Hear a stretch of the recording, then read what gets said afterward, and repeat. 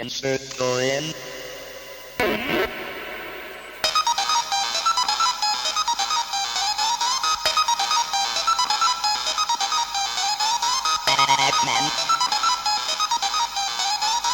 Batman. Keep them up, yum yum.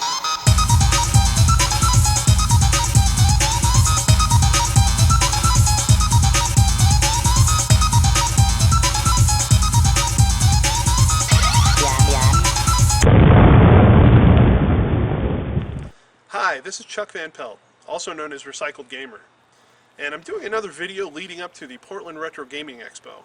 This time I'm in Longview, Washington, at the home of John Hancock. He's a classic video game collector, and he's also one of the organizers of the Game Expo. Hey John, how you doing? It's good to see you. How's it going? Hey, do you mind if we come in and take a look at your game room? Sure.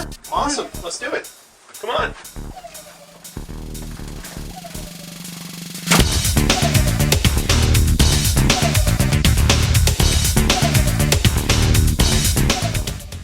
Alright, you ready, Chuck, to see this? I'm ready. Alright, come on in.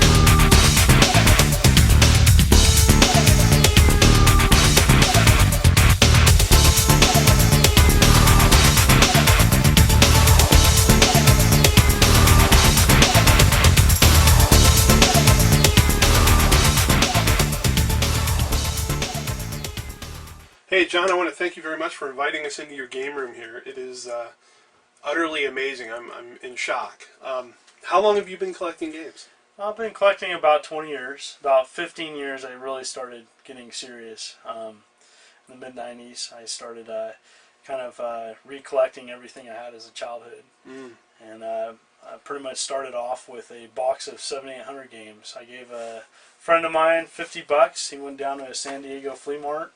I said, pick me up something interesting. And he came back with a box 7800, which I still have in my collection, and 50 Atari and 7800 games. And that led to all this? Kinda, yeah. So is there any particular game platform that you collect for that you like more than the others? I'm seeing just about every system imaginable represented here, but are there any favorites that you have? I would probably say Sega Genesis. Like I said, I had a lot of fun really collecting that, but I really don't have a one particular that I collect more than other. I try to really try to collect everything. There's one question that comes into my mind when I look at all this stuff is where do you get it? Do you find this on eBay or something? Actually not. Actually, I found a lot of this stuff in the wild, what I consider in the wild. What does that mean? In the wild, what I consider even before Craigslist would be thrift stores, pawn shops, yard sales, church sales, just pretty much places in the community that would be local. Wow, that's amazing. You found most of this stuff out in the wild. Correct. I would imagine that you have some really great stories to tell. Absolutely. Any you would like to share with me today? Oh yeah. I got many calls from people when they found that I was collecting this stuff, and this is before Craigslist. People would call up and say, "Yeah, I have this game stuff, and my kid moved out, or do you want to just have it or something?" And at times, this one lady says, "I have this Nintendo stuff." And I'm like, typically, people call up Nintendo stuff. It's usually Mario Brothers, Duck Hunt. The lady had like 200 box Nintendo games. Wow. They all had the manuals and everything. Wow. And she's like, "Well, I don't want it anymore. You can just have it." So are people? Does it make them happy to know that these games are going to go to somebody who obviously cares about them and is going to keep them in a collection like this? Yeah, a lot of people when they talk to me, they kind of get to know that that I'm really collecting long term, and that I'm not typically just going to sell for $1 or something. If it's something I don't have, I keep it, and hence this whole room. Right. But and a lot of people are happy to, because a lot of these things are easily found in garbages, which makes me really sad. But a lot of people will say, "Yeah, I'm glad I called you because I was just about ready to throw it out." Oh, that's amazing. Well, would you mind if we walked around a little bit and I might point out some things and you could tell me the stories behind them? Great. All right, let's do it. You have quite a collection of boxed Nintendo 64 games up here, and they're all in very nice plastic cases. Every boxed N64 game I've ever seen, like in a thrift store or whatever, is completely destroyed and smashed. And yours look amazingly perfect. So, what's the story with these? It's a good one. I've been bugging this video place for, this is a place in Northern California, in Redding, and it's called Game Time. And this place had known that I was a collector and had been having these boxes set aside for me for about 3 months, and I forgot to call them. And the guy had them in garbage sacks, about ready to throw them away in the trash. And I showed up, and he's like, "I'm glad you're here because I was going to throw these in the garbage."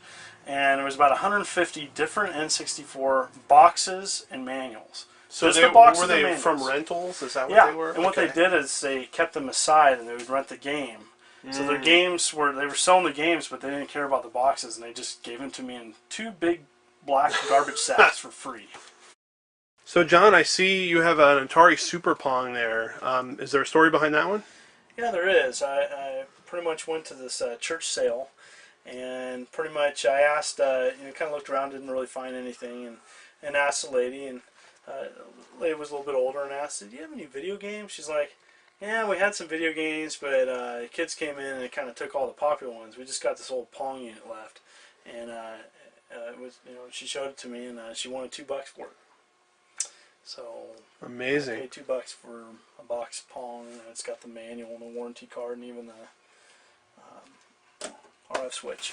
I'm walking by this shelf here and I see the most amazing thing. Can you tell me a little bit about this part of your collection here? I'd love to. This is actually one of my Craigslist scores. A person called me up and said that he had some computer stuff that from his father who'd passed away, and I said sure. And he wanted $100 for it, and then I kind of looked at it and said, "That's not computer stuff, that's Vectrex stuff." And he was gladly happy to give it to me, knowing that it was going to my collection. Wow, that's amazing. So, John, what is it we have here? Oh, this is one of my rarest carts that I have in my collection, and this is Stadium Events for Nintendo, and it's a pretty good story behind it. Most of the Stadium Events were supposedly found in Woolworth's store in the Northwest, and pretty much, but only about 200 made it out of the store, commercially bought by consumers. Wow. And so this is one of 200 that are out in the world. Yeah. So if you were to buy one of those on eBay nowadays, what would you have to pay for it? Gosh, I would say probably about $1,500. Wow. So I'm kind of amazed that this is your rarest cartridge and you have a plastic bag shoved in the bottom of the bag. So I don't know if you can see that. But is that like the standard protection for a rare cartridge? That's called, that's right there. That should do, and I don't have to walk any distance. Alright, so I've noticed that this entire wall of your game room here consists of Sega. I see Master System, I see Genesis, I see Sega CD, Saturn. 32X. They're all boxed. They all look amazing. Why Sega? Why is that a system that you have so many games for? Well, back in 1989, I was flipping through the pages of a Sears Wish Book, 89, 90, and I saw Neo Geo. Man, I wanted a Neo Geo. And went to my dad, says, "Dad, I want this." He looks at the Wish Book and says, "Better start mowing lawns." So summer happened, so 1990, started mowing lawns. Well, I got about $200 of mowing lawns for a full summer, so I got a Genesis instead. Is there one game on the Sega wall here that really stands out as one that you're very proud of? Yes. Look, it just happens to be right in front of us. What is this one? This is Snatcher. This is also known import as Police Knots. And what it was is it was a kind of an adventure game which you could use the Justifier light gun in at times, and very hard to get U.S. late release Sega CD game. And I walked into a pawn store and they had just a bunch of sports sealed Snatcher, $2 a piece. Wow. And so they were glad to get them out of the store because they said they've been there for like 2 years and nobody wanted to buy them. That's amazing. So, obviously you probably can't see this, but there's a KB Toy Store sticker on there for $49.99, marked down to $24.99. Amazing, because I would imagine this game is probably worth a fair amount more than that today.